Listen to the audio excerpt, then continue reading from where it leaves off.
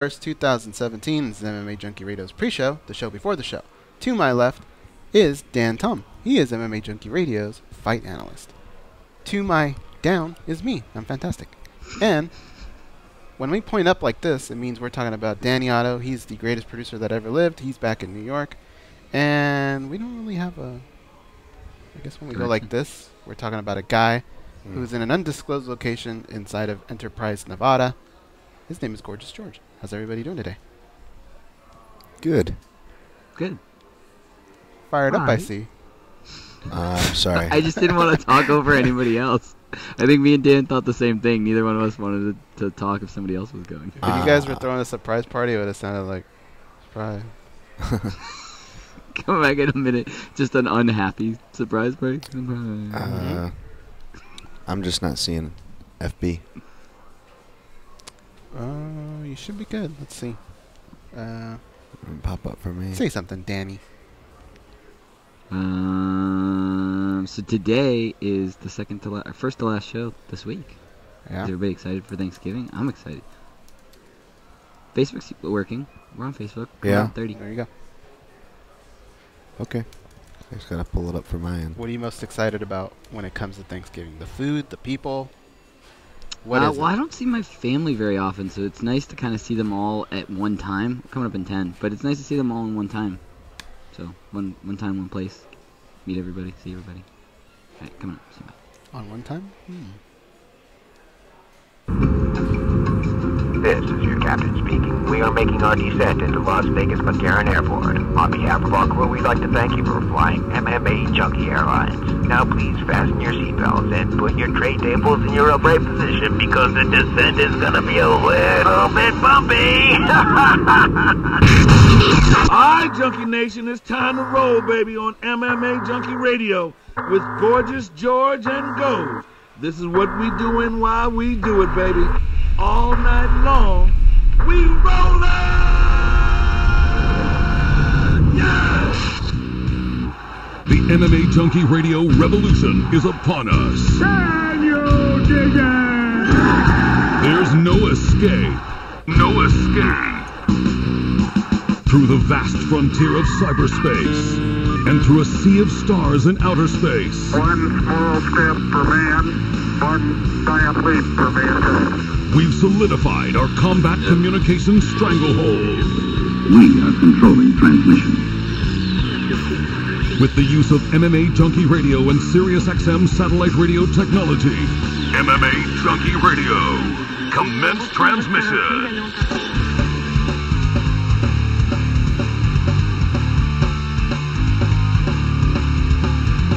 Live from MMA Junkie Radio HQ in the fight capital of the world, Las Vegas, Nevada.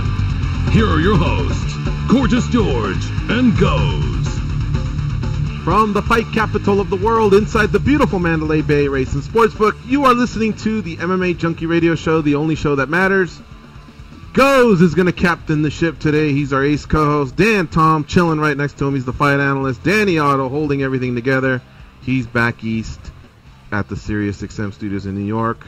I'm just somewhere in Las Vegas. It's undisclosed, and I've been giving too much info out as of late, so I'm going to throw you guys off the scent. Don't disclose. Just somewhere in Las Vegas. Yeah. How you doing, everybody? Everybody's doing great. I'm speaking for everybody. Everybody's happy. Except for Dan and Danny. Yeah, me too. Getting closer to Thanksgiving, and the day after Thanksgiving known as Black Friday. And isn't Cyber Monday the Monday after Black Friday? I'm pretty sure. I'm not 100% sure, but I think so. And isn't Black Friday now like on Wednesdays or something like that? Every year it gets sooner and sooner. So. Man, I can't keep track of that. I've been getting stuff from Best Buy. Hey, these are Black Friday prices.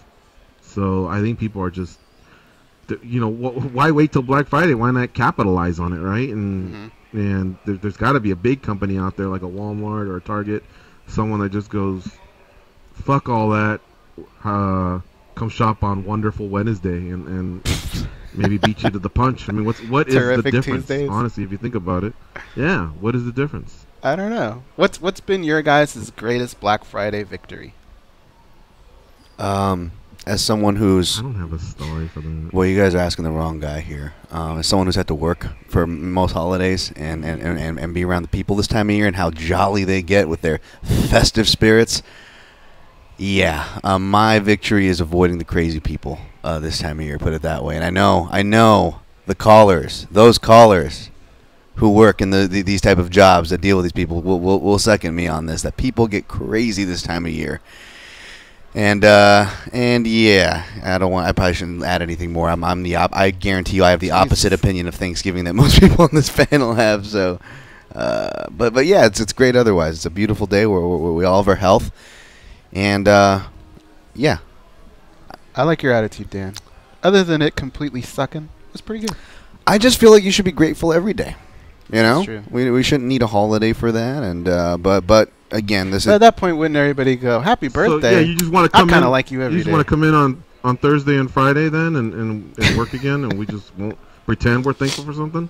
I'm working on Thursday either way. I'm working Thursday, Friday either way. So I mean, if you guys want to, but no, I mean, I think the greatest victory for me is just these videos from people brawling at Walmart. I just sit back and laugh and hope no one get too seriously hurt. But I'm entertained for a few hours. Why do they do that? Why it happens every year? Somebody gets stomped over. Why does Walmart do that? They just open up the door like it's the running of the bulls, and then they're shocked when somebody gets trampled. I don't know. I think they should just say, get in line, and every 30 seconds, 10 people go in, maybe? You know? Why do they need to open two big doors and like Ghost said, make it a stampede? I mean, that really is dangerous. I think it already puts people in a bad mood, but 10 people at a time, 30 seconds. It really, how much of a lead do you have on others? I suppose if we do the math here, if there's 100 people in line, every 30 seconds, what's that, 5 minutes or something like that someone will have on you, but they only have two hands, and that's if everyone's gunning for the same thing.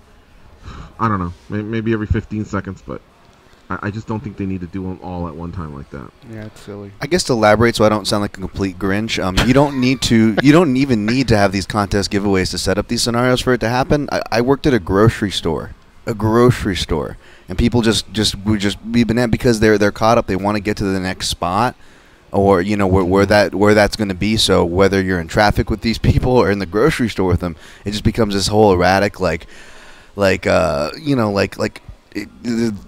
it's like a contagious spirit. Like when I was in China, you know, apropos to this week, UFC Shanghai. No, how can we forget about that, guys? When I was in China, I got so used to it because they have like the barter system over there, where things are like you can buy a Sprite, it's listed at 85 yen, but if you maybe put 75 yen on the calculator, or you buy two and you put like a discounted rate, they may, you know, you might get it for a cheaper price. And we would joke, or friends going back to the States, we're like, now we got to go back to the States, and we actually have to buy how things are priced. The point is, you don't have to be around a certain environment for that long for it to be almost contagious. And I guess, not to sound too grinchy, I love everything it stands for, the holiday. Don't get me wrong, guys.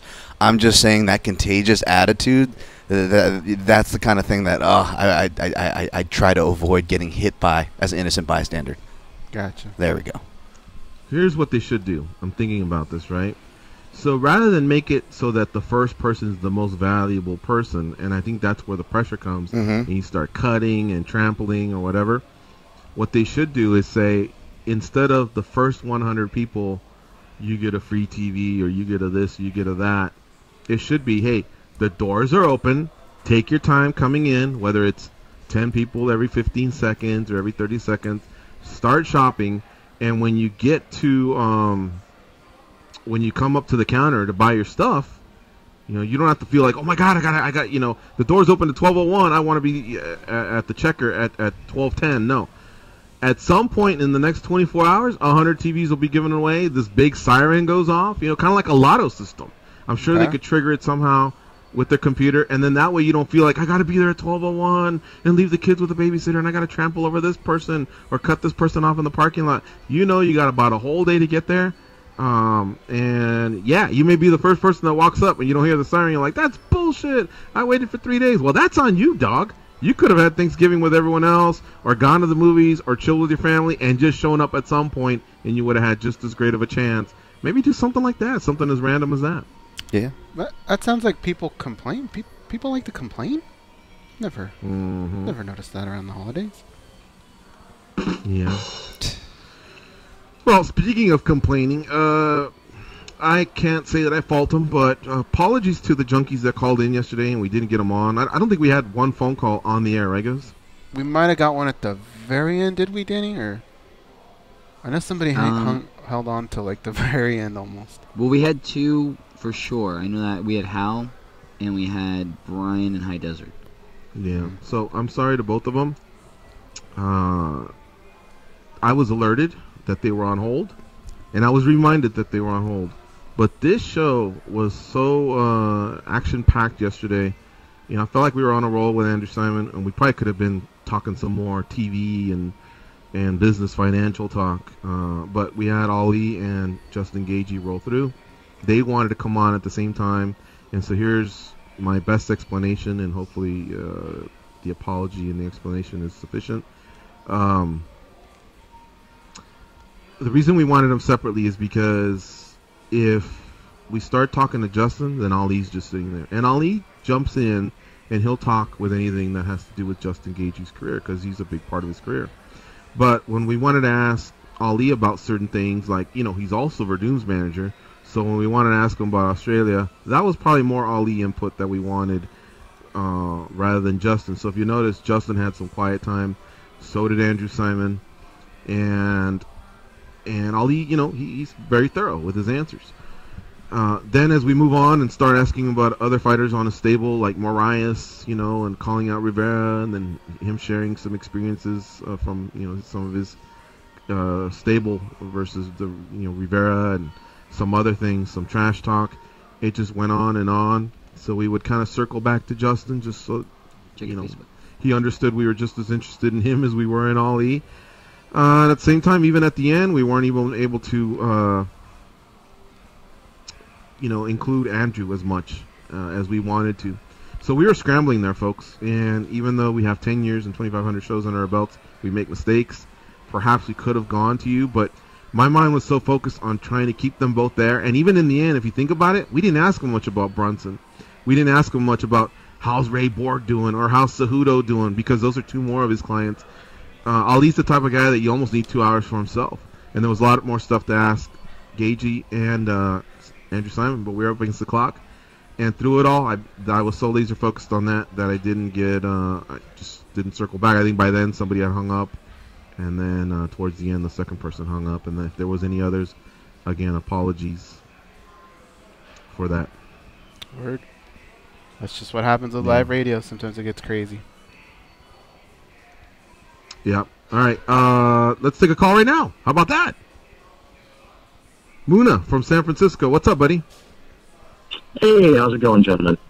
Good. How about you?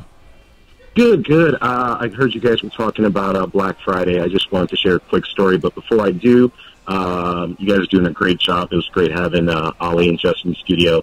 Ali goes off, man. I love that he's frank. He tends to throw shade at people, which is a good thing, but he tells it how it is, and really appreciate when you guys have a lot of these MMA stars and managers in studio. It makes for a great experience, you guys. So just keep it up, and it's definitely enjoyable. Thank you. Thank you, Muno. Thanks, Muno. Appreciate that. Cool. So quick story, and I recommend if anyone who gives up Thanksgiving to wait up in line, you guys are idiots. I did it once. For folks who don't know, Seattle is closer to the North Pole than places like Toronto, Montreal, New York. It's up there. It gets pretty cold. But anyways, sit out there one night below freezing. The only reason I knew about that is I went to the gas station to get some coffee, and the water where they have the squeegee was completely ice. Oh, so wow. that's how cold it was. Yeah, wait in line, you know, trying to be civil, and then as we get close to the doors open and some idiot yells, "Run!" Everyone gets up, you know, from orderly line. Everyone runs to the front. Doors aren't open, so now you got just pandemonium, craziness. Nothing works out. People get trampled when the doors open. I think this was the Best Buy. And from that day forward, I said, you know what? I feel bad trampling 3 people. I'm not going to do this again. So more of a guilt thing than anything else. Feel good to get it off your chest? Right, just had to get off my chest, man. So you guys have a good one. I'll catch you guys later. All right. See you, Muna. Can you All just right, peace. order Jonas Brothers DVDs? I don't get it. Why does he have to wait in line? We should have a Stories of Black Friday special edition of MMA Junkie Radio someday. Right. Who knows? Maybe sooner than you think. All right, folks. We're going to take a quick break here. You're listening to MMA Junkie Radio on Sirius XM Rush 93. Don't give a shit. I know the show just started, but we got to do this because our guests are coming in. They're coming in early, and, you know, usually we're doing it the other way where we're kind of going forever and then taking our breaks at the end. So this is the opposite. So shut up, Junkie Nation. We'll be right back after this message.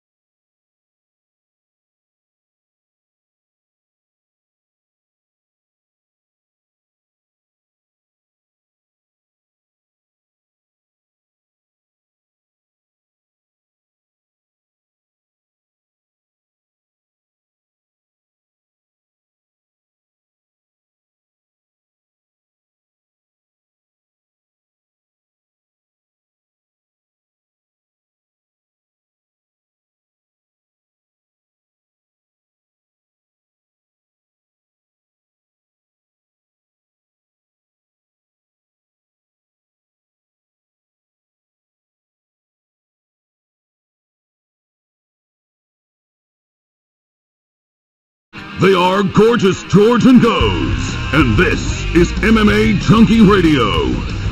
The SiriusXM free listening event is on now through November 27th. Listen to 100 free channels on any satellite radio. Tell your friends and family. Go to SiriusXM.com for more information. All right, starting things off, this is our first guest of the day. His name is Paul Felder. He'll be fighting at UFC 218, which takes place on December 2nd in not Pontiac, Michigan, in Detroit, Michigan. I'm thinking of the NBA team or the NFL team. One of those is in Pontiac. So it goes to show you how much I watch other sports.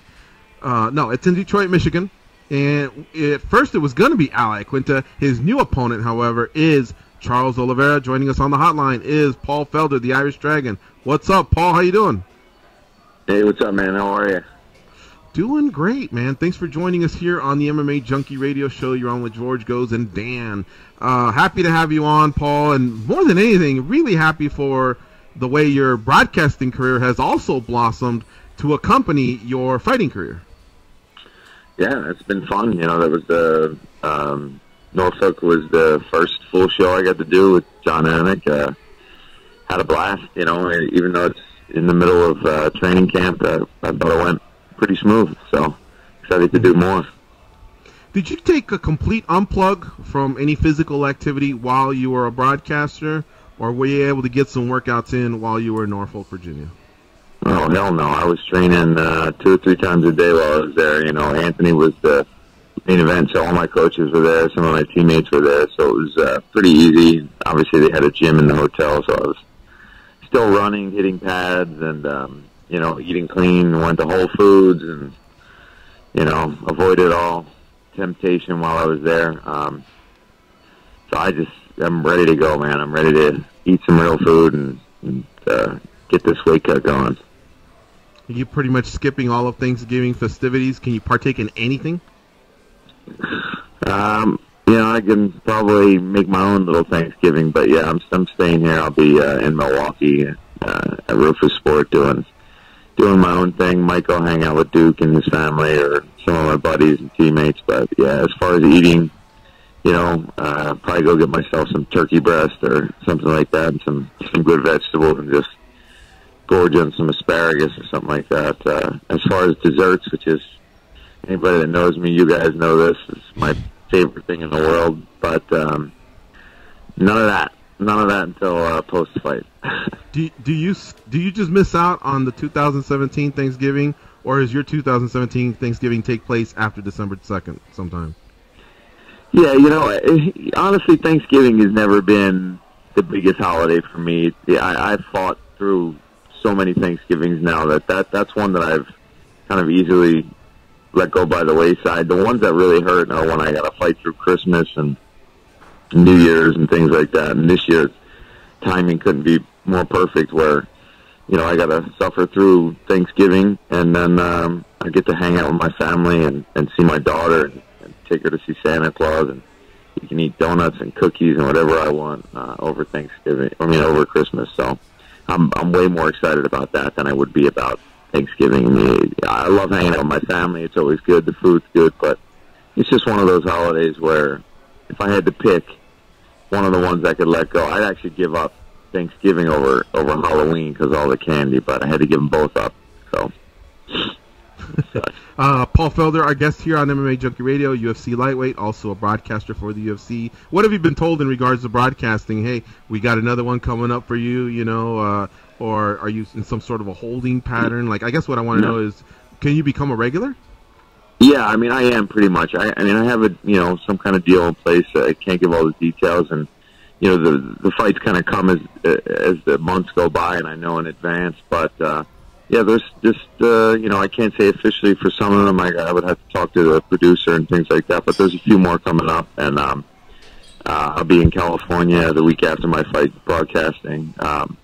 So yeah, I got some things lined up. It'll be nice. It's always more fun to do these things when I can go to the city, meet the fighters ahead of time, be able to sit down, food and something to drink, and my brain works a whole lot better than when I'm in weight in Norfolk. But I was definitely dieting and training hard, so it's always more exciting to watch these fights and when I'm well fed. What was the biggest challenge of calling the fights that involve teammates and former teammates, and I'm sure at some point some of these have just become acquaintances or friends of yours, in passing through your years as a mixed martial artist?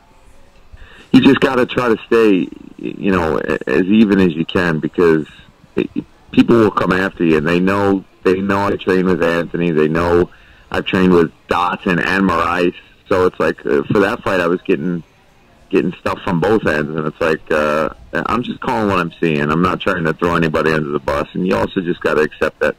And the UFC's told me this too. No matter what, when they know you know somebody, there's gonna be somebody out there that's gonna have something negative to say. It's just the world we live in today with social media. Anybody can voice their opinion, so you just gotta let it slide. I mean, most of the stuff I saw was fans being really positive about it, wanting to see me more. There's always some haters, but yeah, it's tough. I got to sit back and watch one of my teammates, get injured and cut up like that. It's not easy to do, but I know how tough he is, and I know what kind of a warrior he is. So he'll do nothing but bounce back. And it was a super exciting fight, so that made it a little easier to deal with because it was such a good main event that I was just kind of calling the action as it was happening because it was back and forth and fun. So I just tried to watch it. I try to watch it as a fan as opposed to a teammate or a friend of any of these guys. I thought you did a great job, Paul Felder. I'm glad you're going to keep going with it. And to all the haters out there, you can just take your negative comments and flush them down the toilet. All right, let me send it over to the boys at the Mandalay Bay. Goes and Dan Tom, what do you have for Paul Felder?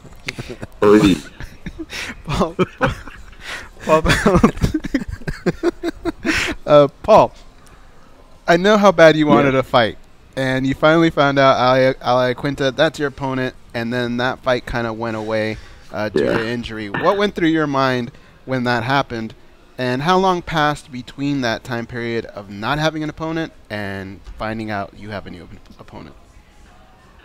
Well, luckily, my manager, Brian Butler, is starting to know me pretty well. So he had found out that Al wasn't the opponent for, I guess, 4 or 5 days, and didn't even tell me until he had talked to Sean and had Oliveira lined up, because he knows I'm a nutcase, and I would have started losing my mind and flipping out, and I might have started just eating candy and go and get a beer. And so he just didn't tell me. So I was just focused until we had an opponent, which is smart. I gave him the green light on that kind of stuff. Like, the more you can just let me be methodical and do my thing, the better. But I knew a lot. I knew well before you guys all heard. Paul, you there? Dan, is he with us? He's still connected. Okay, Paul, if you can hear us, we can't hear you. Hello? Oh, there he is. There he is. Okay, we got you now. So I'm in the basement here, guys. It's going to be spot. Oh, yeah. He just went away. Yikes. All right. Well. He's in the upside down? Perhaps we should put him on hold, Danny, and... Can you hear me? Oh, yeah, now we can hear you. Now we can hear you. Sorry, I'm in Rufus Sports, so the service is terrible. Oh. Okay. Let's so last thing we heard was that you found out way before everyone else, or Brian Butler found out, and then you were explaining that. Yeah, so it just took a while to get out to the regular public, but I had known for a little bit that it was going to be Oliveira. So, it is what it is. That was one of the names that was given to me when Al was kind of going back and forth on whether he wanted to fight or not anyway. So it was an opponent I'd had in my mind for a little while anyway. So it was kind of an easy transition. Sitting in that analyst chair, or that throne as some people will call it, are you starting to see things that you didn't see as a fighter? Do you ever have that moment where you maybe start to understand the other side of it?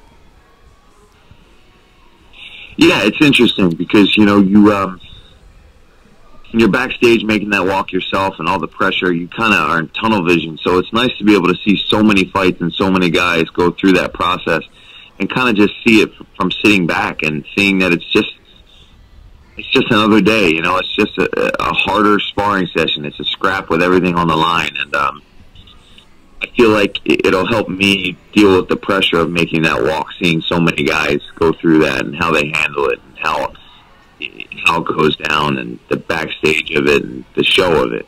So it's really interesting to kind of sit back from that perspective. Hey, Paul, Dan Tom here. First off, enjoying the hell out of your commentary, man. Doing a great job on that front. But my question's about your opponent, especially, you putting on the analyst hat so often now, and we're talking about how that helps. I guess I want to get your thoughts on Charles Oliveira. I mean, he's a dangerous guy. Is he a guy that you kind of try to flush out his attacks first, or do you just kind of plunge right in there and try to throw him into the wood chipper?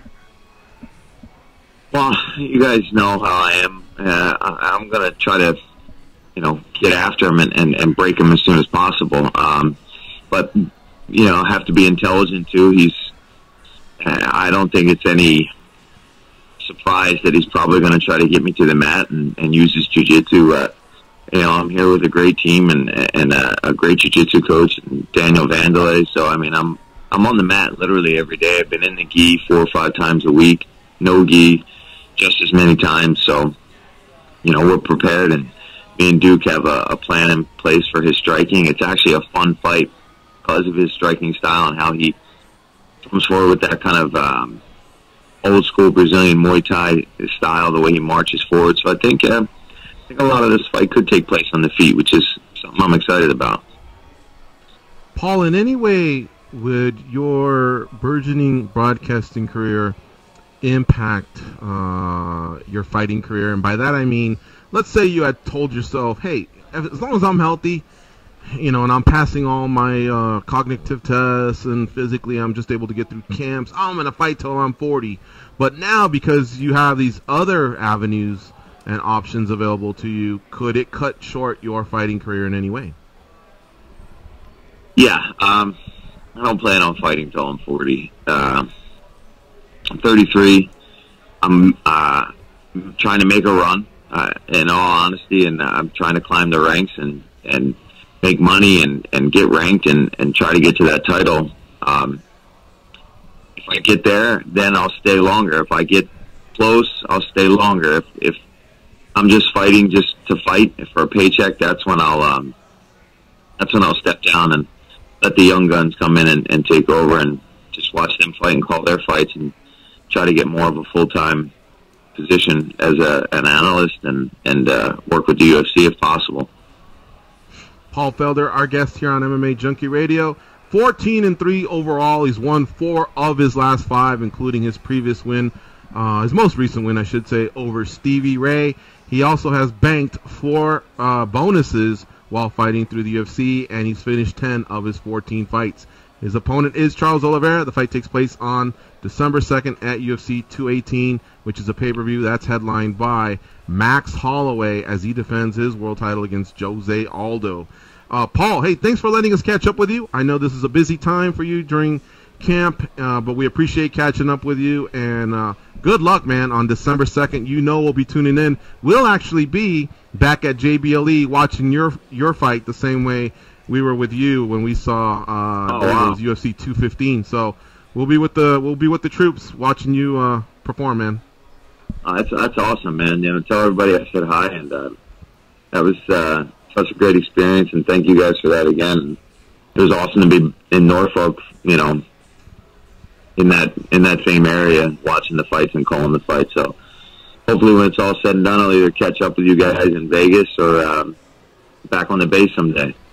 Sounds good. We'd love both, man. Let us know when you're in Vegas, and yes, we'd love to have you on a future trip. Take care, Paul. Take care. We'll talk to you soon, all right? All right, thank you, guys. All right, we'll see you. All right, folks, give him a follow on Twitter at FelderPaul. Let him know you heard him on the at MMA Junkie Radio Show. We're going to take a break. You're listening to MMA Junkie Radio on Sirius XM Rush 93. Stay close. We'll be right back, and we'll be talking to Edson Barboza.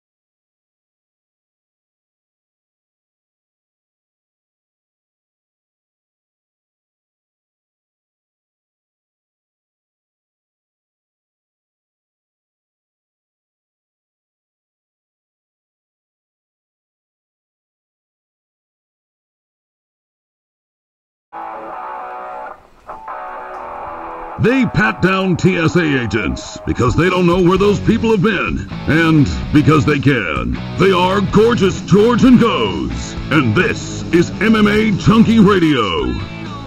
SiriusXM is giving you the chance to win a trip for two to Los Angeles for a private holiday concert with the Brian Setzer Orchestra at the Troubadour. Our winner will meet Brian Setzer and take home one of his signature guitars.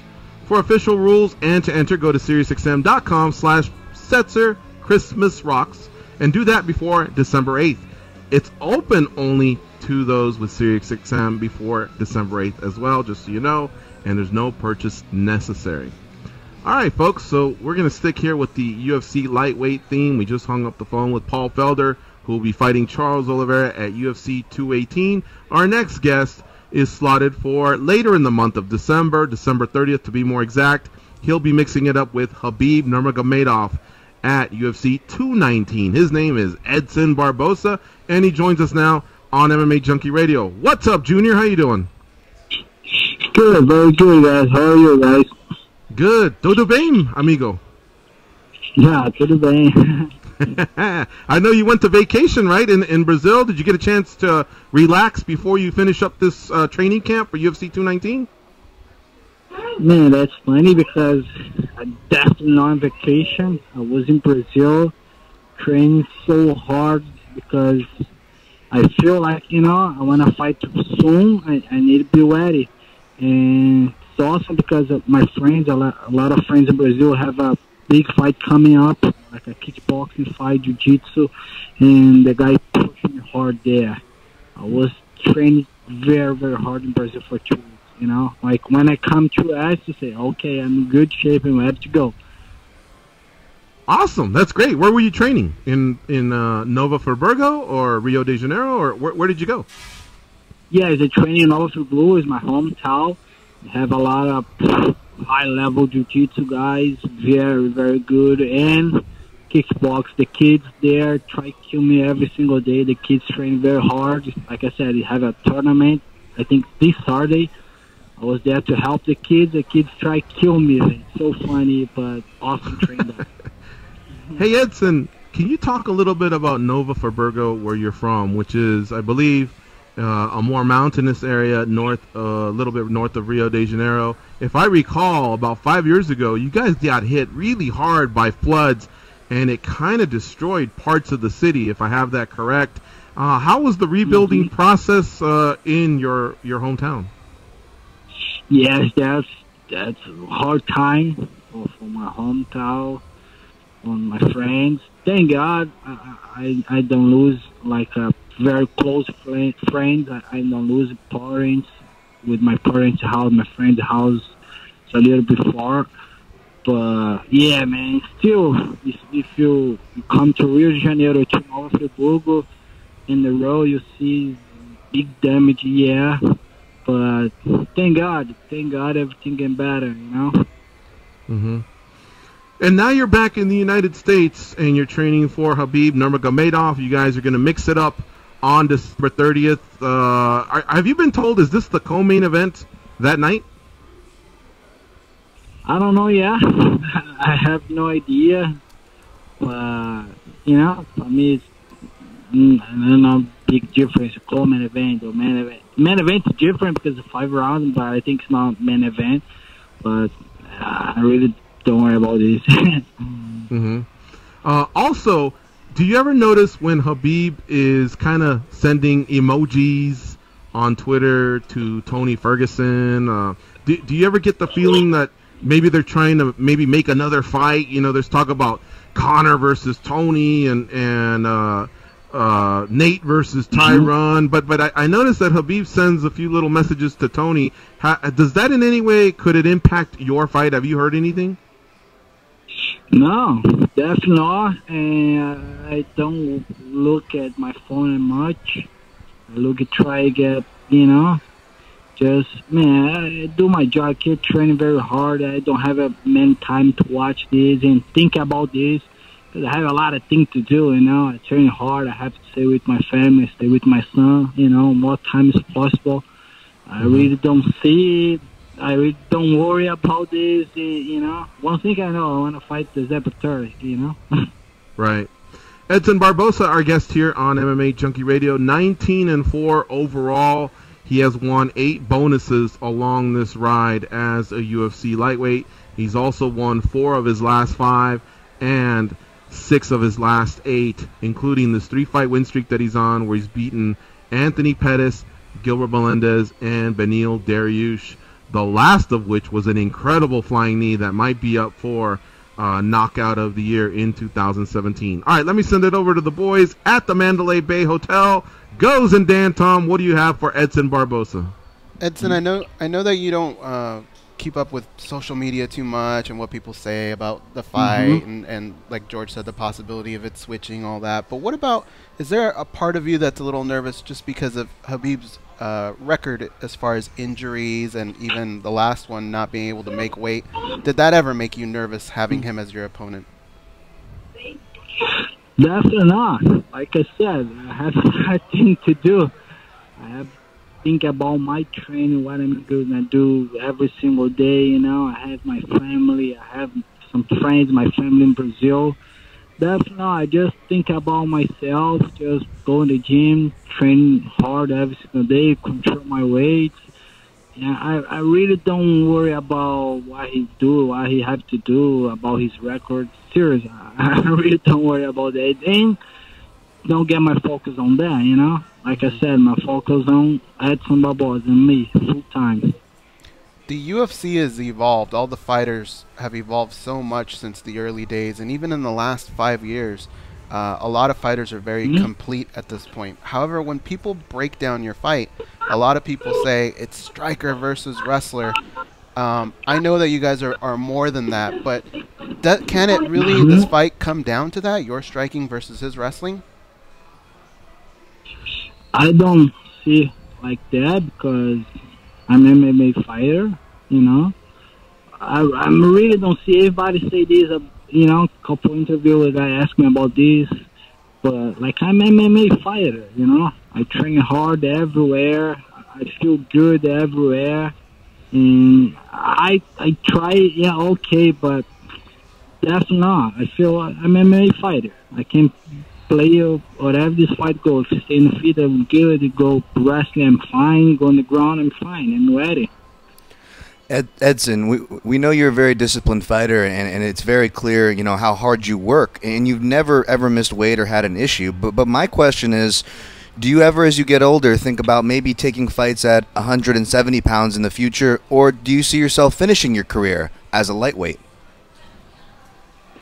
It's funny because my first professional Muay Thai fight, I was 16. Yeah, I was 16, and I fight 155. I was almost, you know, 15 years of my career, still fighting the same weight. I dropped a couple of times for 145 to fight Muay Thai, and I win all the time. All the time I drop for 145, I win the fight. But it's a little hard, but I feel good 155. I don't have a problem to cutting weight, you know. I feel strong for 155. I think that's when I finish my career 155. Awesome. Edson, I wanted to ask you a question about your appearance. A lot of times you'll have a tight haircut and a beard. Sometimes you'll have a tight haircut and no beard. Sometimes you grow out your hair and have a beard, and sometimes you grow out your hair and you're clean shaven. Does any of that represent anything that you're doing at the time, or does it mean anything? You know, a lot of fighters do the beards just for camp, but what about you? Where do you stand? Right, that's funny. You know, I try keeping change all the time. You know, sometimes I look and say, I have to shave everything. Oh, right now I want to keep my beard big, my hair big. You know, just because I like to change a little bit. You know. Yeah, you change your appearance more than Neymar, the Brazilian soccer player. Yeah. Sometimes I don't recognize you. Yeah, that's true. but I think I'm not like him because he really worry about his appearance. I really don't care, you know. I really don't worry. I feel good. Okay, when I keep my hair big, okay, I feel good. I don't worry about what the people said, you know. Yeah, arguably, you probably kick harder than Neymar as well. Oh yeah, I think so. I'd love to see you. Can you do you ever mess around on the soccer field, and when you kick penalties, do you kick them pretty hard at the goalie? Man, that's funny. I was in Brazil, a couple weeks ago. I played soccer with my friends one day, and man, everybody's scared when I kick. Everybody knows I put to my right side and Bill at it because the kick is coming, and everybody's scared. It's so funny. I don't have a really good direction, but I go very hard. Edson Barboza, our guest here on MMA Junkie Radio. Again, he'll be fighting Khabib Nurmagomedov at UFC 219 on December 30th. There's one other fight that's got a lot of people interested, and that is Justin Gaethje and Eddie Alvarez. Now, those fighters are going to be saying, the winner's going to be saying, I want the winner of Ferguson and Conor McGregor. You know Khabib's going to be saying the same thing because at one time he was going to fight Ferguson. So, Edson, this is your chance. If you beat, or when you beat Khabib Nurmagomedov, tell the world why you should be next ahead of even the winner of Gaethje and Alvarez. Yeah, man, like I said, I was, I still for a long time, man. I have almost, I think, 17 or 16 fights in UFC. I remember a couple months ago, I watched the rank. I fought the top 15. I fought with 7 guys, the top 15. And definitely, man, I think if I win this fight, I really deserve a title shot, I don't care if Conor or Ferguson, but I definitely deserve the title shot. Who do you think will win between Ferguson and Conor if they fight? Yeah, that's going to be a good fight, really good fight, but I really, in my mind, I hope Conor win this fight because, in my opinion, like I said all the time, he's the champ. He's the true champ. My last question is, I mentioned your last fight is that beautiful flying knee knockout over Beneil Dariush. It'll probably be up for knockout of the year when the award season starts. If you were to get the award, or regardless if you get the award or not, how does it compare to the one that you did on the wheel kick that you did on Terry Etam back in 2012? Which one of those two is your favorite, or do you have another strike that's been your favorite of your whole career? Yeah, man. The spinning kick is everybody talk about the spinning kick. I think that's definitely not my favorite one, but I think that's the kick it put me. Everybody put the scene, watch me. Like, oh, okay, who's this guy? Oh, Edson Barboza, because that kick. I think that's a little special for me, for my life. But in kickbox, I have a crazy knockouts, guys. You guys have no idea. I have crazy knockouts and a lot of knockouts. I think myself, some knockouts I have in my kickbox career is most important and more beautiful with the spinning heel kick and the flying knee. Are they on YouTube? Yeah, that's funny because a couple years ago I have a lot of fights, my kickboxing fights in YouTube. But when I moved to US, I started getting for fight MMA, and everybody watch. Like I remember, I'm like a 2-0, 3-0, and nobody wants to fight me because everybody go on YouTube, look at my knockouts, my fights, kickboxing, everybody pull out. And I tell my friends, say, please, man, take all my video out on YouTube. But I have all, I think the most. I have all in my home in Brazil, but you guys don't watch it much in YouTube. Well, now that everybody knows the secret is out and everybody knows you're dangerous, can you give us the name of a fight that we can try and find so we can see a spectacular KO from your days as a kickboxer? Yeah, I remember I was fighting one time in Cabo Frio, and the guy threw like a little jab, it threw like a switch high kick. The guy was almost dead. I remember that day. It was a very important day for me because I come to loss, my first professional loss in kickboxing, and I really knocked the guy out. The guy was almost dead. What was his name? Knockout. I don't remember the guy's name, but I remember exactly the day, like a very, very fresh in my mind. Okay. All right.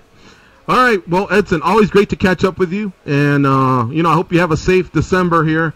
We're almost done with November for your training camp. Safe travels to Las Vegas, and we'll see you in a couple weeks at UFC 219 versus Khabib Nurmagomedov. Yes, thank you, guys. Thank you one more time for the opportunity. And I see you there. You ready, guys? Okay. All right, take care, buddy.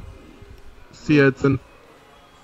All right, folks, that's Edson Barboza. Give him a follow on Twitter at Edson Barboza, Jr. That's why they nickname him Junior.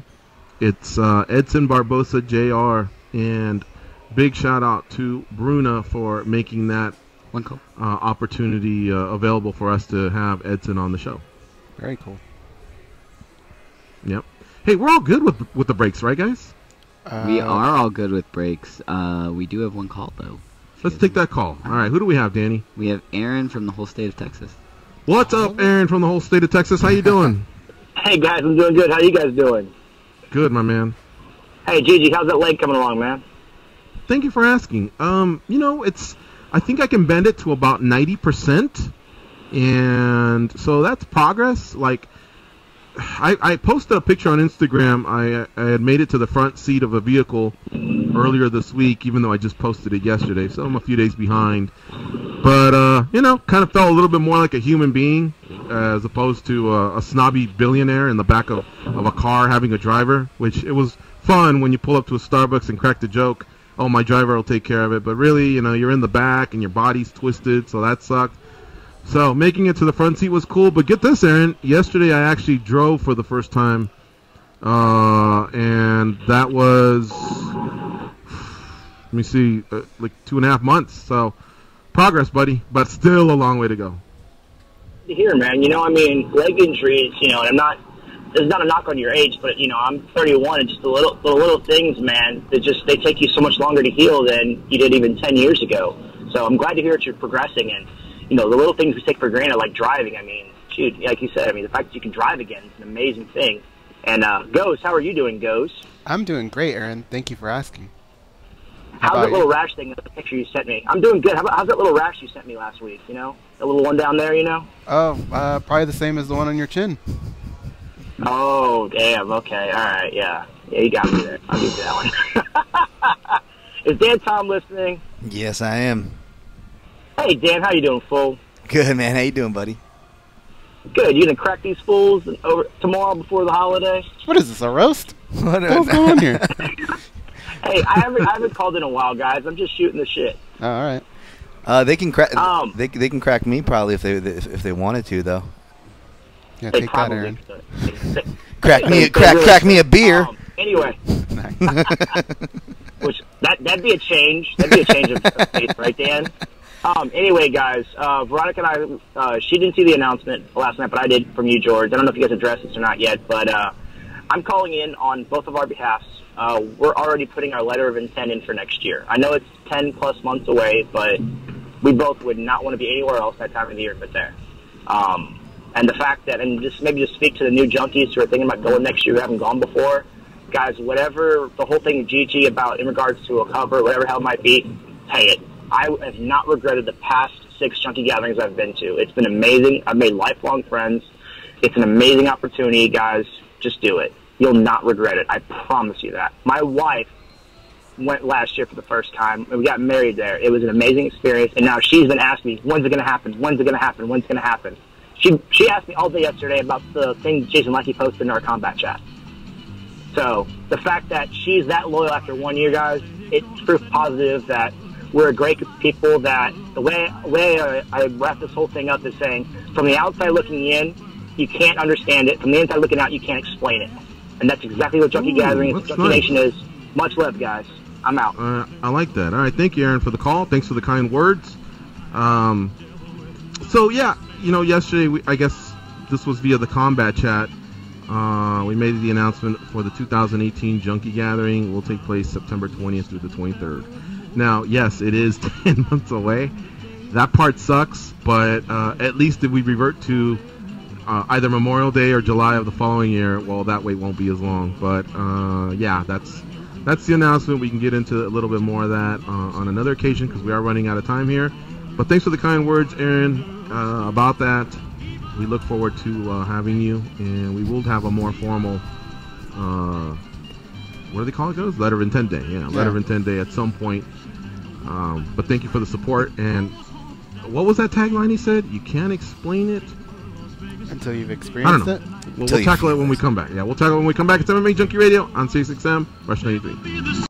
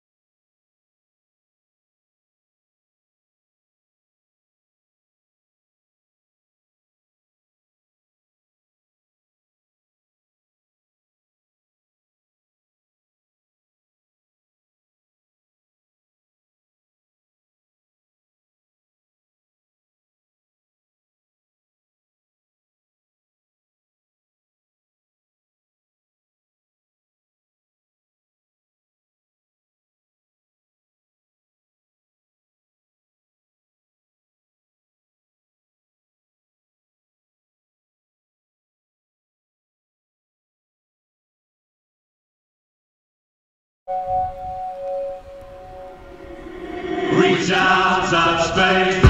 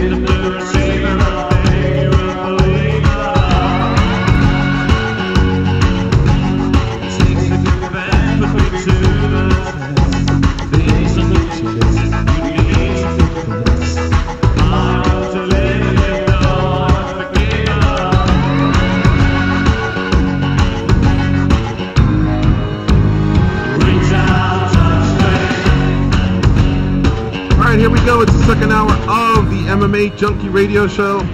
All of the bands start with D. That's Depeche Mode, Personal Jesus. Great touch by Danny. Also sticking with the D theme. Danny Otto, our producer back east. All right, so the first hour was filled with interviews. We have one more, and then we'll open it up to some phone calls. We'll talk about the latest news in mixed martial arts. But up next is a former world champion. Joe Soto captured the Bellator featherweight. Actually won a tournament first, and then he was their first featherweight champion. Now he fights in the UFC as a bantamweight. So he's had a long, distinguished career for being only 30 years old, and it's always fun to catch up with Joe Soto. He joins us now on the hotline. What's up, Joe? How you doing? What's up? How's it going? Thanks for having me. Good. Hard to believe when I was looking up your stats. You're only 30. You've kind of been through a lot. You know what I mean? Even in between Bellator and the UFC, I think I saw you at Tachi Palace. You had some, maybe a 18-month, 2-year time off. So you really started young in the sport. Yeah, I started pretty young. I think my first pro fight was 19 years old, and then kind of turned pro around 21, 22 years old. So yeah, it seems like I've been doing it a long time, and like I said, I'm only 30. I feel older because I got 2 kids now, and they make me feel kind of old.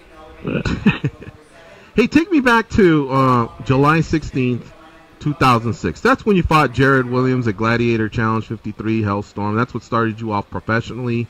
I know you wrestled prior to that, but here's my question. Let's say this show just fell apart. Let's say MMA around that time, let's say it didn't succeed. What would Joe Soto be doing? Shit, I don't know. I still kind of don't have an idea of what I want to do after fighting. You know what I mean? I still don't know what I want to do when I grow up. I'm still trying to figure that out. I don't know what I would be doing. You think you'd be involved in combat sports in any way, like maybe a wrestling coach or somehow maybe in mixed martial arts? If again we're using the scenario that it's still maybe struggling and it's not where it is today, would you still want to be involved somehow, or you think you would have just turned the page and maybe had some sort of a 9-to-5 or wear a tie somewhere? Yeah, I have no clue. I know I wanted to compete until I was 30. Maybe I would have kept wrestling, maybe, try to do that, try to make an Olympic team or something, but I know I wanted to just do something, compete until I was, the goal is to stop when I was 30, but, I still want to accomplish some more things, so, I don't know what I would be doing, probably maybe wrestling or doing some kind of, I like competing, so some kind of competition, jiu-jitsu, wrestling, you know what I mean, so, yeah. You said the goal was maybe to stop fighting at age 30. At the time, why did you make that the goal that you wanted to exit at that age? Just because I figured, I'd be trying to, start a family around that age, and, it's kind of hard when, to give everything to a sport when you have family and you got all these other distractions you got to worry about. And I just kind of wanted to spend, I don't know. I just wanted to compete till I was 30, give it everything I got, and then kind of focus on raising a family and finding a job, or, I don't know, focus on other things besides the life competition. So, Joe, I know you do have a family now, and I wanted to ask you, does everybody rally around your career? Like, is everybody pretty supportive? And what's it like, I guess, when you're in camp? Does everybody have to pick up the slack a little bit to allow you to get those extra workouts in and the extra time to rest, and the fact that you may be moody and grumpy because you're going to weight cuts? Yeah, no, I've always had 100% support from everybody, including my wife.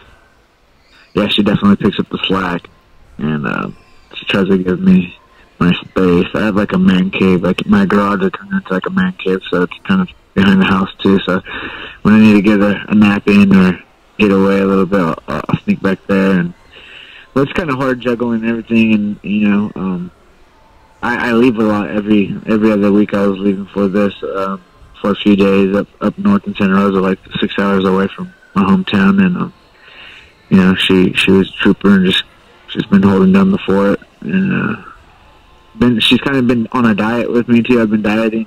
She doesn't like to eat junk food in front of me, so she's been doing all of that. So definitely have a lot of support from my wife and friends and family. We're going to let all the other shows that interview you talk about the X's and O's and Brett Johns and his O must go and all that. We're just going to talk a little bit outside the box and change it up for you here. Joe Soto, by the way, is our guest here, folks. He's fighting on the Ultimate Fighter 26 finale, which takes place on December 1st, so we're literally about 10 days away. My man, tell me about this man cave. Do you have a prized possession, like whether it be a piece of memorabilia or just an 80-inch big screen you can brag about, or what do you have in there? I think I got a 55-inch. I was going to do like the 70, but I was like, man, that's kind of a lot of money. But I have, the Bellator belt. I still have that. I got the Tachi belt. I got all these event posters from the UFC signed by all the fighters hanging up. Just a lot of stuff that I collected. I got the Bellator. They give you that big old fake check when you win the tournament. Right. It's a lot of my state championship bracket. It's a huge bracket. I got a lot of just stuff from the competitions over the years, pictures, and it's a little good setup. But I'm still not done with it. I still got to hang some stuff up, but it's pretty cool to see all the stuff that I've accomplished, over the years. By the way, that's back when the tournament paid $150,000, right? You cashed in on one of the bigger prizes. 175. Ooh, it's 175. So the first fight was 25,000. Second fight was 50,000, and then the last fight was 100,000. So when you look back at Bjorn Rebney, he's alright, right? Yeah, Others may have complained, but he was alright to you. Yeah, he was good to me. I always had a pretty decent relationship with him. So. Do you think Bellator would be wise to go back to something like that? Because let me tell you something. I didn't know much about Joe Soto. I think the guys like Jimmy Smith and the former play-by-play guy Sean Wheelock did a great job of hyping us up for what was quarterfinals and then semifinals. And any way you slice the pie, when you were in the finals, to me it was a big deal because it all happened in 60 days. The fights were 30 days apart. And no matter what, you earned your spot. You know what I mean? So do you think there really is something to that little tournament format? Staggering it out across the whole year, but establishing stars like you and Michael Chandler and Joe Warren and some of the others? Yeah, I think it'd be cool to do it like once every year maybe. It was kind of hard because like when you're the champion and they were doing the other tournament, it was kind of hard for you to stay busy. I know they did like a couple of super fights. They wasn't for the bout, but they call it like a super fight. But it was just kind of hard for some of the champions when you get to wait, months to compete again against the next tournament winner. So like, I think they should. I don't know. I think, but the tournaments were fun. Like I remember, it was a quick turnaround from fight after fight. I was kind of thinking about it the other day, and I was like, man, that was kind of fun to go through that. I think it'd be cool, once a year for them to do that, or any organization to do that. Mm-hmm. Tell me something about Iowa Central Community College. Cain Velasquez, John Jones, yourself, Colby Covington. What was it about that college that attracted, some of these fighters that have become, or wrestlers that have become great MMA superstars? I always think of Penn State and Oklahoma State and Iowa and Iowa State, but this community college out there, were they just a powerhouse at the time? Yeah, like when we got recruited. I mean, Cain was there, I think, 2 years before us, and then he ended up going on to Arizona State. But we had heard about him too. But me, John, and Colby were roommates. Yeah, when we got recruited, me and John were a year ahead of Colby. We had a great team. We had like the #1 recruit class from every division except out of Division I. They were stacked. They won like five years in a row the nationals for junior college. We had a lot of tough guys in there. It was just a tough room, a dirty room, a lot of mean, competitive guys. There was a lot of fights in that room. It was just they just got a good group of guys together every year, and it was a fun environment in there.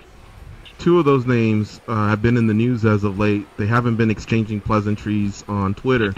Are you close with both? And what can you say? Which guy's a little closer to the truth? Who was, I guess, more of the bad guy out of those two, Colby Covington and John Jones? Oh, I got a good relationship with both guys, so I try to stay out of that and just kind of let them do their thing. Everybody got the bad side and the good side to them, so I don't know. I'm not really sure what the issue was between them. But I just hope that, I just kind of wish success for both of them, and I hope they kind of work out whatever problems they have. I try to stay on the positives, and I just try not to get into their beef. I don't want to make any enemies either myself. Mm-hmm.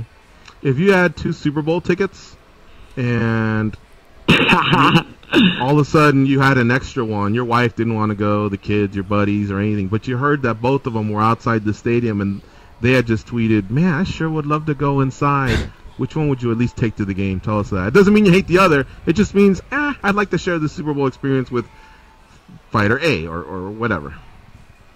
I don't know. You said I had an extra ticket? Yeah. Yeah, that's a hard one. I mean, I don't want to. I don't know. I don't want to say and get anybody mad. I don't want to. But if this was, like I said, they're both my friends, and I don't want to get into that beef. If this was real life, though, it almost sounds like you'd rather just say. I mean, I got in mind who I would, but I probably wouldn't say it to you guys. So actually, if I was there, like my coach used to say in Iowa, not saying. If I was there, it almost sounds like you'd take me instead of one of those 2. That way, at least you're cool with both of them. Exactly. So I wouldn't piss any of those guys off. I'm like, sorry, bro, I can't pick between you guys. I'll take home your hand. All right, Joe Soto, our guest here on MMA Junkie Radio, former world champion at Bellator in the featherweight division, currently fighting as a bantamweight, and he fights 10 days. His fight is 10 days away, I should say, at the Ultimate Fighter 26 finale in Las Vegas at the Park Theater. That's that new little spot outside the Monte Carlo. We don't know who will be at the main event because we're crowning a women's flyweight champion, so that's why that news is kind of embargoed for now. But he will be fighting Brett Johns in this fight, and boy, the bantamweight division has been a ton of fun. There was some great fights out in Norfolk. There's some great fights that are coming up with like Sterling and Moraes, who just came off the Norfolk card. Jimmy Rivera, I got to believe, is going to get some sort of an opponent. TJ Dillashaw, Cody Garbrandt just mixed it up at the top. The bantamweights are definitely the truth right now. All right, let me send it over to the boys at the Mandalay Bay. Goes and Dan, Tom, what do you have for Joe Soto? Well, if we're gonna have fun with Joe Soto, then I'm gonna keep up that. I'm not gonna ask him any of the MMA questions. But Joe, that 70-inch TV that you wanted, what if a sponsor said, you know what, we got that for you, kid, and we're gonna surround it around a fight party. You're gonna invite everybody over for a fight party. Here's the TV. The only catch is, before the fight start, they're gonna play a video of you losing your virginity on that TV. Once it's over, TV's yours, dog. I think. I wouldn't have a problem with that. I mean, you do it. I wouldn't have a problem with that. I think my wife would be pissed off, and I wouldn't want to hear about the rest of my life that she got to see that. Would it be? would it be the worst 2 minutes of your life, or would you be telling people, "Hey, this is gonna take a while"? No, not to brag, but I mean, it wasn't that bad. So.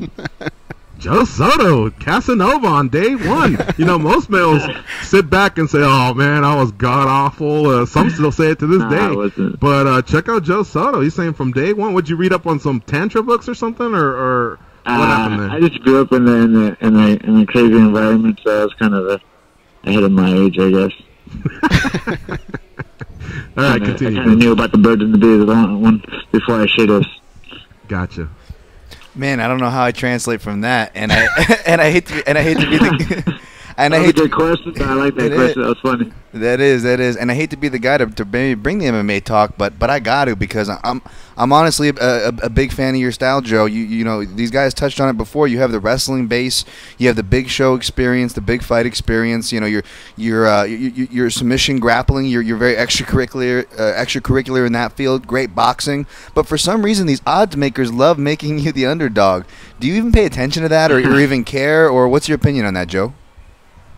No, not really anymore. You know, it's not really that big of a deal. I mean, it's just everybody's so good at that, especially at the bantamweight division. Or anybody can win any given night. It's just kind of whoever shows up and whoever's on that night. So I don't really give a shit about like the odds or anything. I kind of hear it, you know, like I hear people, like some people comment and write, oh, like something about the odds, and I kind of have it in my head, but I kind of feel I fight better like when I'm underdog also anyways. Like I don't like when, like if it's supposed to be an easy fight and I'm supposed to win. Like I don't like that feeling. I kind of like having something to prove and that little extra motivation. And I don't know, it's a little bit easier to fight when people think you're not supposed to win. Right. Well, I don't know what the odds are for this match. I don't think they have them released yet. But you are, obviously fighting a kid with some hype around him, Brett Johns, especially from that area. I mean, he's got a really well-rounded skill set. There is a lot to like about him. But, again, not to mention your credentials again, but a guy from your background, how do you approach a young kid like this? Do you kind of take him out into the deep water, see how well he swims? Or is there something that you see that you're kind of salivating on getting after? Well, I mean, I see... I look at his kind of his fighting style and where he's strong and where I think he's weak, and I try to capitalize on that. But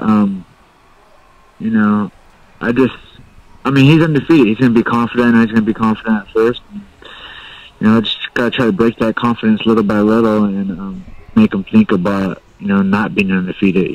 I know what it's like to be. I was 9-0 also. I know it's in the back of your head like I'm undefeated, but is this going to be the one I'm going to lose, So, but you're confident at the same time, So I just got to try to break that confidence, or maybe not. Maybe just be real sneaky, I got a lot of sneaky techniques, so maybe just get in and hit him with a sneaky submission or catch him. Or you just never know what's going to happen. I'm just, it could be an easy fight, or it could be a freaking war. So I'm just kind of.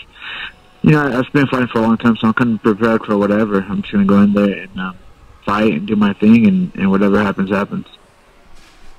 Joe, if a young teammate were to ask you and for your advice, and they were in the same situation as you were at UFC 177, you stepped in on 24 hours' notice and fought TJ Dillashaw. You didn't prepare for him. I don't believe you've ever made any excuses since that fight, but what happened after that was you did lose 2 fights. And if you look back at the Warren fight, you lost the fight immediately after that. So I don't know if that was just a tough schedule run, of opposition, or if the one fight maybe shook you up. But looking back, do you regret that? Like, did it wreck you for about a year, before you got back on the 3-fight win streak? And would you advise a teammate to do the same thing, like what you did, and that's go for the gold?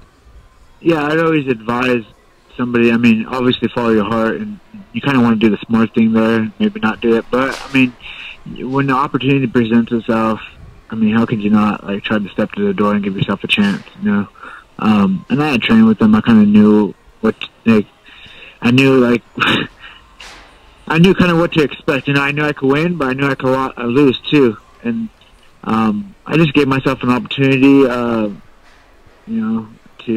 to maybe to win the bout, and then I just the 2 fights after that, it just kind of the Burchak fight, I kind of got caught right away, and then the next fight I thought it was a close fight. It was just after you lose like that too, getting knocked out, it does kind of affect you. It takes you a while to get that confidence back up, and it's not easy coming back from a knockout. Look at Ronda Rousey, and look at a lot of people that you get knocked out. It takes you a couple fights. So, but you can never really regret a decision, like that, and just try to capitalize on the opportunity you were given. I think I don't see how anybody would have said no to that. So there's no way you could say no to it. I don't see. It'd be crazy to say no to hey, you want to fight for a title tomorrow? That's even somebody off the street would probably just, you know what I mean? And I was freaking broke as hell. I needed some money anyway, so. Gotcha. But all right, last question. There was a lot of opportunity. I knew I was going to be able to provide for my family and maybe capture, the goal. And right. I don't know. I think it all, worked out. It's how it was supposed to work out, And the last question I want to ask you, the fires that were up north in Northern California, did it affect you in any way, friends and family, directly or indirectly, or I know that I'm sure you're still in touch with people from Santa Rosa. Yeah, I think I might have left the night before, actually, because I do some of my training up there, and I think I got home, I woke up the next morning, and my wife said, yeah, there was fires up there, and our old apartment kind of burned down. That whole area that we used to live at kind of burned, most of it, Yeah, so I mean, a lot of people were affected. I know a few of my friends, their houses burned down. One of my friends, he's a firefighter actually, and he was telling me a story about how his house burned down, and he thought his wife didn't make it, but she ended up, her and the kids and the animals ended up making it. But he was pretty emotional talking about that too. A lot of people were affected up there. It was a sad situation, but there's a lot of great people up there, and they were helping each other out after the fire, and I think it brought that community really close. And yeah, it was just sad that and unfortunate that happens. Very. All right, bud. Well, hey, thank you so much for joining us here on MMA Junkie Radio. We had a blast talking to you, and good luck with whatever's left with camp. And I guess we'll see you in a few weeks here in Las Vegas at Tough 26 cool. finale. Thank you guys for having me. All right, thank you, Joe. Take Thanks, care. Joe. All right, folks, and big shout out to Ed Cap for lining that one up. We're going to take a break. You are listening to MMA Junkie Radio on Sirius XM Rush 93. And when we come back, we'll take some calls. Get in the queue, 866-522-2846. We may have laid an egg yesterday, but you saw how fast we got Muna on today. That's how fast we'll get you on today if you want to call in. Once again, that number is 866-522-2846.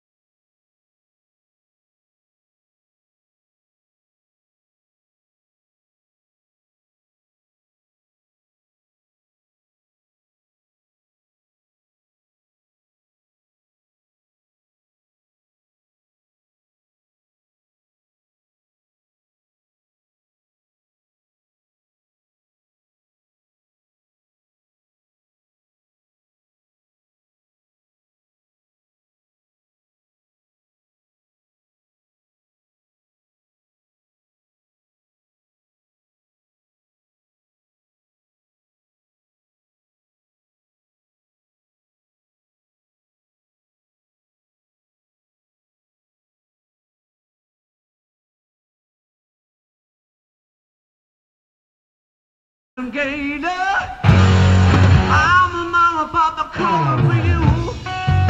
They're so fat they gave Dracula diabetes. Here are your hosts, Gorgeous George and Goes. The SiriusXM free listening event is on now through November 27th. Listen to 100 free channels on any satellite radio. Tell your friends and family. Go to SiriusXM.com for more information. Goes, you got the giggles? Yeah. Wow. Okay. You get them, Danny? I'm looking through all of them right now.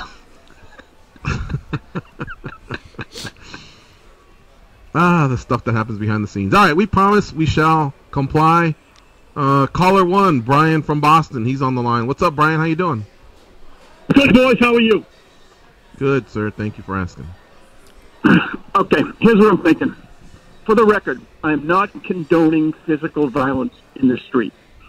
However, we need to put a clause in every country's constitutional law that if you go to one country and call them all dogs and crap all over them, and then you happen to cross paths with maybe the toughest person from that country, and they punch you in the face, but like don't put you in the hospital and don't cripple you, they just punch you in the face, tell you what, call it even and move on.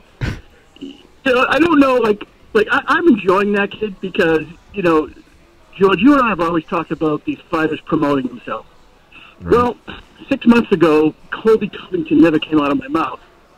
Now the kid's everywhere. So now he comes in your mouth a lot? Oh my God. Hey, stop that. How dare you, sir? Jesus Christ! Find something to do, will you? Look at your computer. Hey, what do you want from me? You set it up.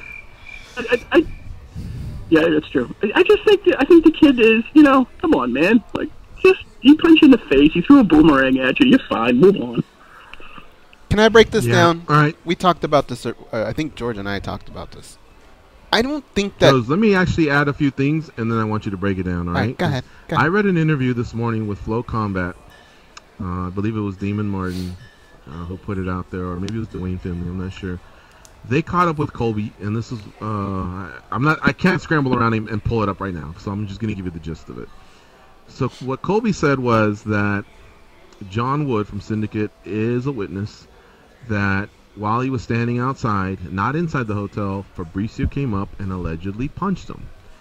And so then Colby was like, what the hell's going on? Now, what we saw was a video of...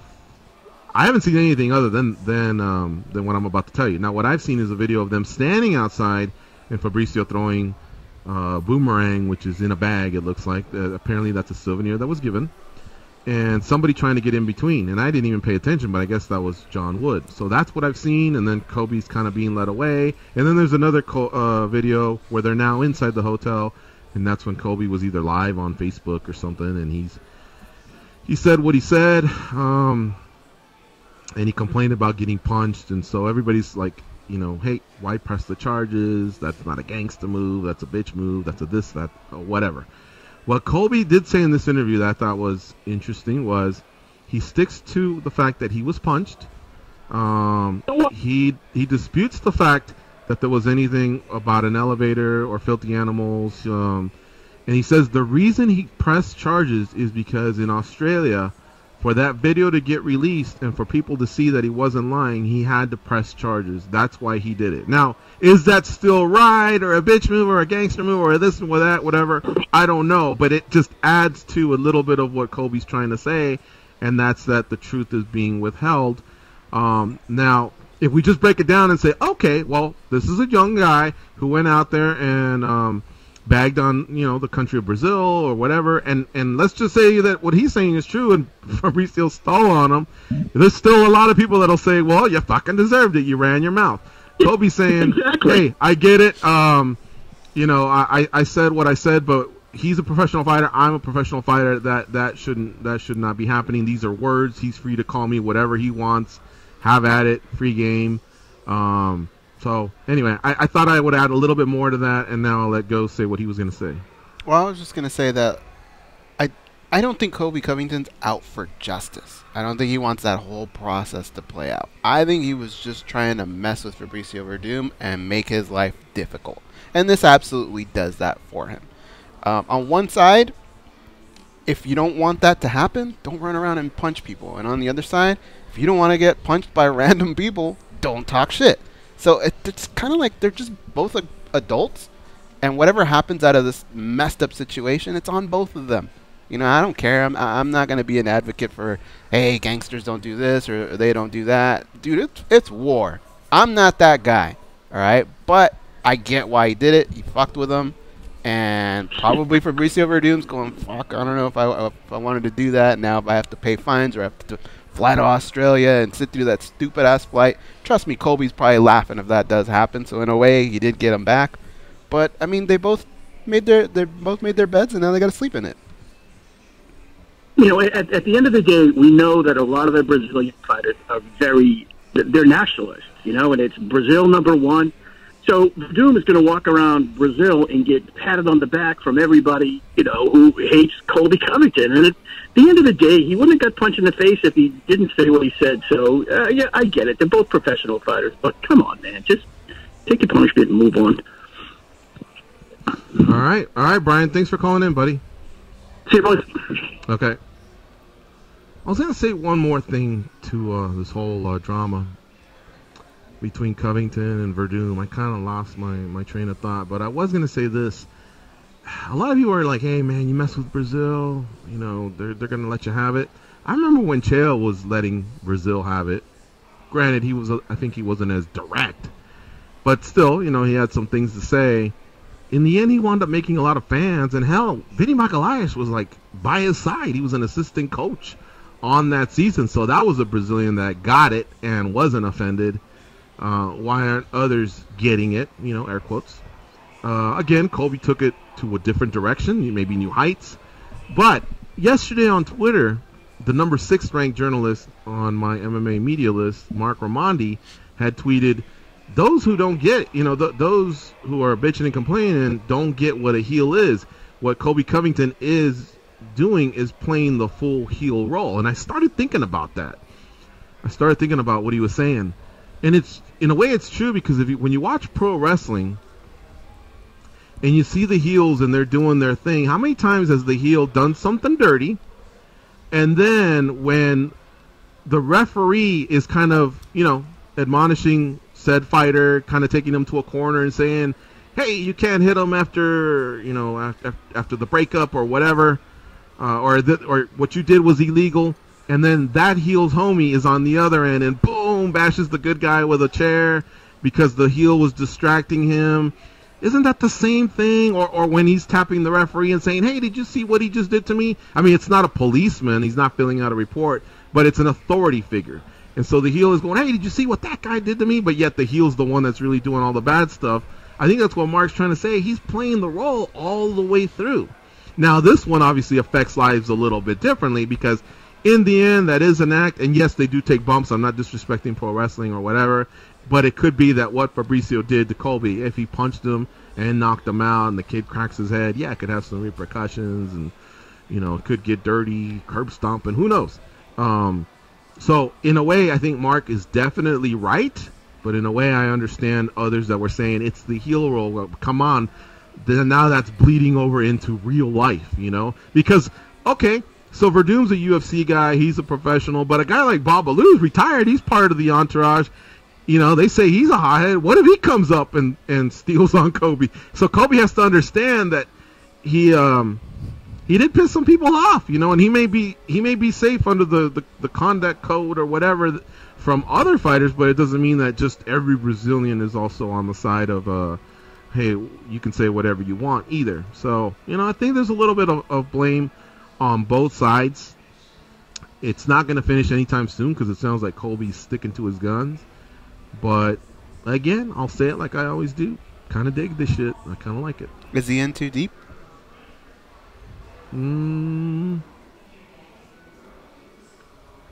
Like sometimes you're in too deep. Just stop bashing Brazil altogether, yeah. or just just with everything he said, his persona, is he in so deep now that he just gotta kind of keep it up? That's a good question. Well, he definitely has to get away from the homophobic slur. That's something he'll have to account for. Look, the UFC sent him home, so whether they agree with Mark Raimondi or anybody else, hey, this is a heel roll, they sent him home. You know what I mean? You don't want to cost your own career the opportunity to blossom when it's kind of at one of its highest peaks, which is right now. He's definitely under the champion's nerves, but they sent him home. He was supposed to be a guest fighter. I don't know how pissed off they are at him. Had they not sent him home, you'd say, well, maybe they're just tolerating it. But that must have been a statement there. Hey, we're not too happy, so maybe tone it down. So, yeah, it goes, he might be in too deep a little. I got something to say about Brian from Boston. I enjoy his calls, by the way, but we need to think of some kind of bet to where if he loses, he has to start off every call with one quote from Peter Griffin. Before whatever the call is, he has to quote a Family Guy. I wanted to start everything with you know what really grinds my gears. Wasn't that Peter Griffin's segment? Yeah, that was his segment. That's true.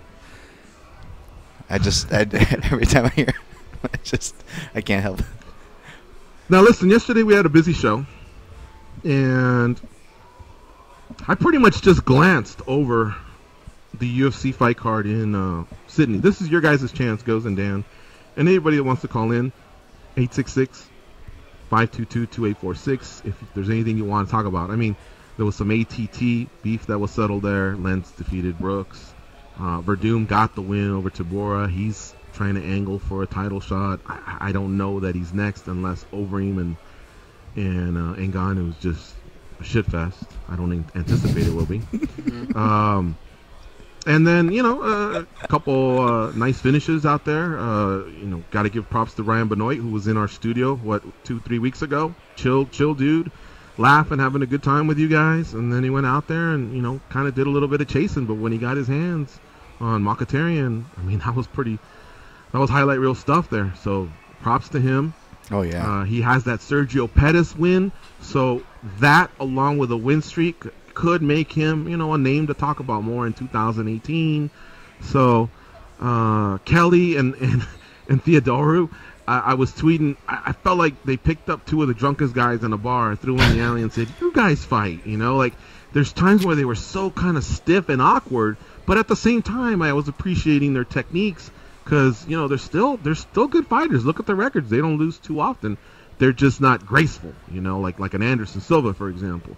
But I really enjoyed their fight, believe it or not. I didn't agree with the 30-26 call that I saw. No. I thought it was closer along the lines of 29-28. Just pick a guy, whoever.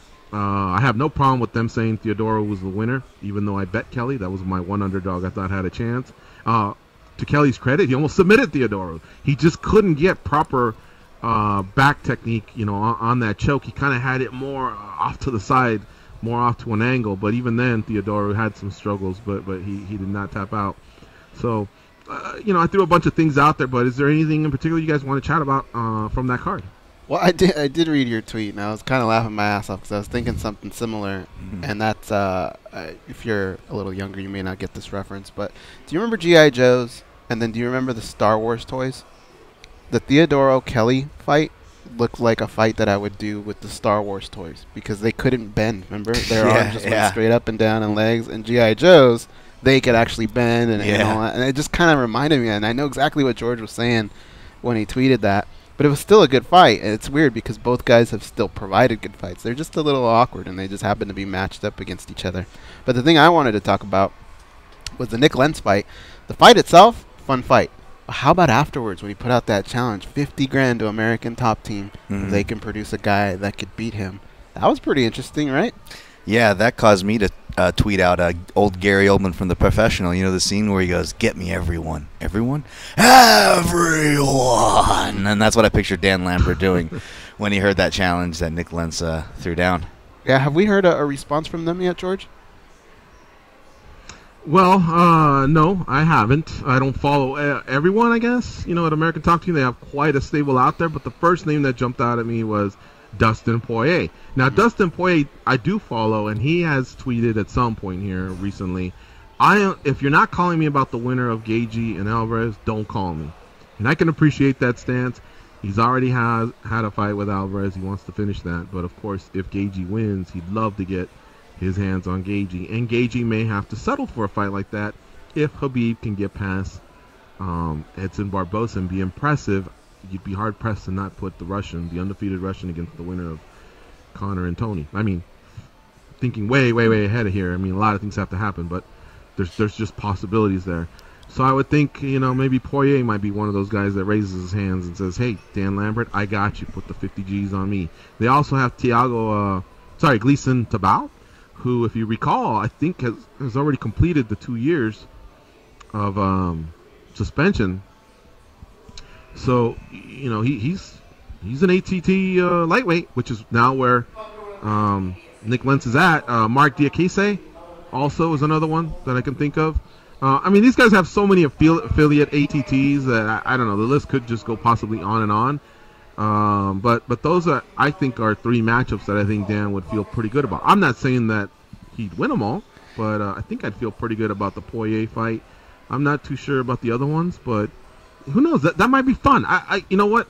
I'm not the biggest Nick Lentz fan per se, but I can appreciate that type of a call out. It's got us talking. It had people talking that night. It had people tweeting. So why not, man? You got to carve out some sort of a path. And if you're not nowhere near the world title shot, then come up with something else. And which is kind of what Colby did. We talked about that earlier. It's kind of what Nick did here. You know the name that I came up to my head, guys? Guy we had on this show not too long ago, friend of Colby Covington's, who teased to drop down to 155. He's now on a losing streak. That is Jorge Masvidal and his buddy Colby. Just like we were talking about, more momentum than he's ever had. Why not go down for a hitman fight? That sounds like Jorge Masvidal's alley. If you're going to do that, now I know you guys may think this is weird at first, but think about it. Remember when he did ATT versus Black Zillions? Yeah. I would love to see that play out in an Ultimate Fighter type setting where Masvidal shows up with his coaches and his team, and those guys are more ATT type versus Nick Lentz and the Carnies, we'll call them. They missed their window on that. They should have done it for this one. Can you imagine? They would have to have like extra security in that place. Now with Colby Covington kind of growing as his own star, having him in there for a little bit too, I would tune into that show. Yeah, no kidding.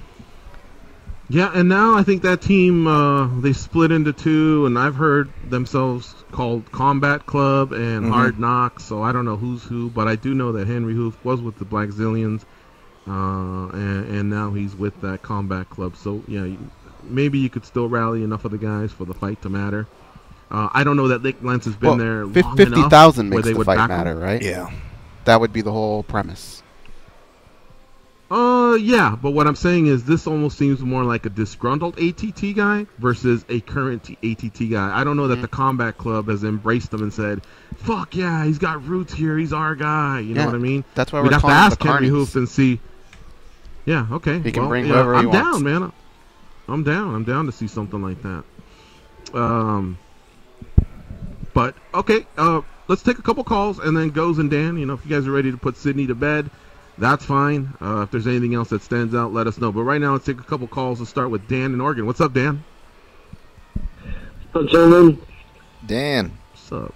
Dan. Man, I tweeted this question out when we had Edson Barboza on, but we didn't quite get through. I wanted to know, why didn't Edson want a backup opponent for Khabib? Khabib hasn't showed up since 2013? I don't even know. So, what's up with the UFC? There's no backup fights these days. What do you guys think about this? They have to have something up their sleeve, and Edson kind of made it a point to say, because we kind of asked him the same question, just 2 different ways, and he said his focus is just on Khabib, but I can't believe that. I know he just said it, guys, and I know you're supposed to believe everything somebody says, but there's got to be a piece of him that's tripping a little bit, right? Especially when you start seeing tweets about other fights, and that's got to get in your head. Yeah. I'd imagine it would. But a random hypothetical, kind of relating to Dan's question here, and maybe a bigger problem overall as far as filling in these last minute. When something does happen and a fighter can't make it. What if they just had him fight one of these robots we keep seeing on the streams that are going through the social media streams?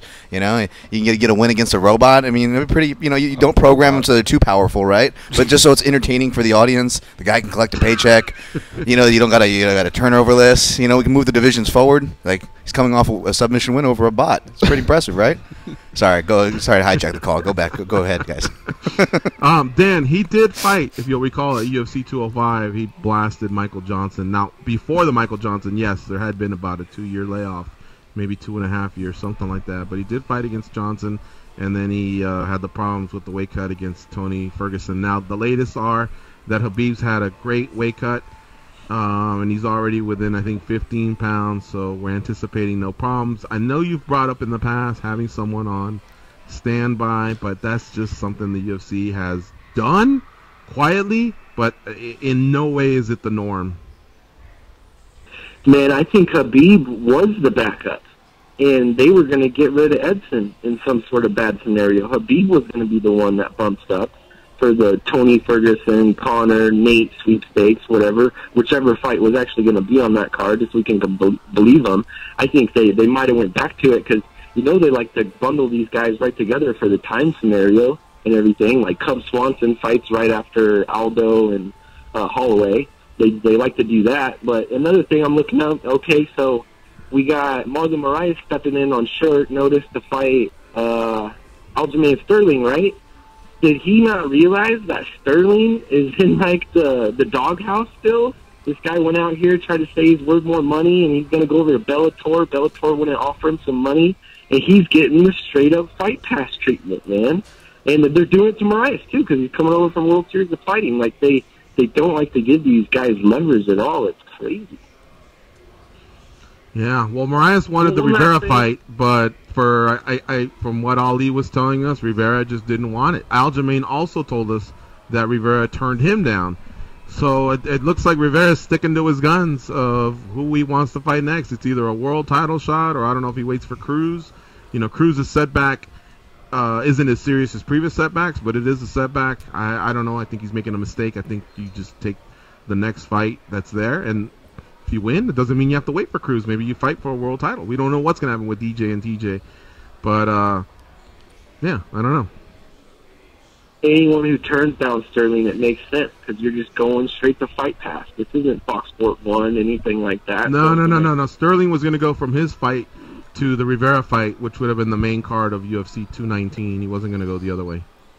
I thought Sunstyle makes most sense for that to me. I don't see why they haven't got this out there. Another thing, I guess I'll leave you with this, man. We got Amanda Nunes out there. Raquel Pennington was going to get the shot because she's looked excellent, and bantamweight just all throughout. But I say, why aren't we giving the title shot to the Invicta bantamweight champion? She's 8-0. She's in her last 8 fights at bantamweight.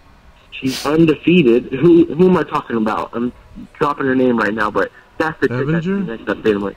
Yeah, Tanya Evanger should be next, man. She hasn't lost at bantamweight, goes up, fights Cyborg. How many people are doing that, man? She pulled a solid for us, so why can't we pull her a solid, and why can't we get a bantamweight fight matched up? Because there's just no other contenders. Back to you guys. No.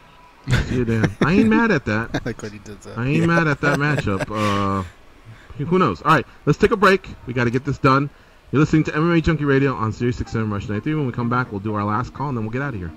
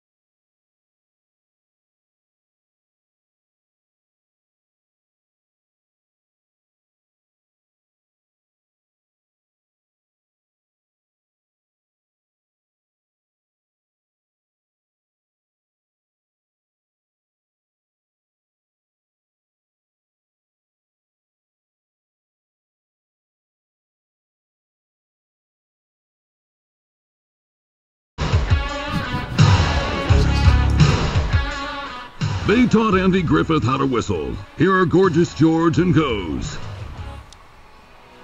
Your favorite holiday music channels are back on SiriusXM. Check out Contemporary Holiday Favorites on Holly, which is Channel 70, and Holiday Traditions on Channel 4. You can get our complete lineup at SiriusXM.com/holiday. We're going to go all the way to the end here, so I'll thank our guests right now. Paul Felder, Edson Barboza, Joe Soto, all have fights coming up, all in the month of December. Let's send it to Showtime, and then we'll bounce on out of here. What's up, Showtime? It's your time. Hey, what's going on, fellas? Not much, brother. Be kind of quick with it, man. Man, Will Brooks, man, this dude killed everybody parlay, man. I don't know. His fight IQ has to be the IQ of a fucking roach. Man, he was winning the fight. And why do you keep jumping down on this guy when you know this is his fucking patented move, man?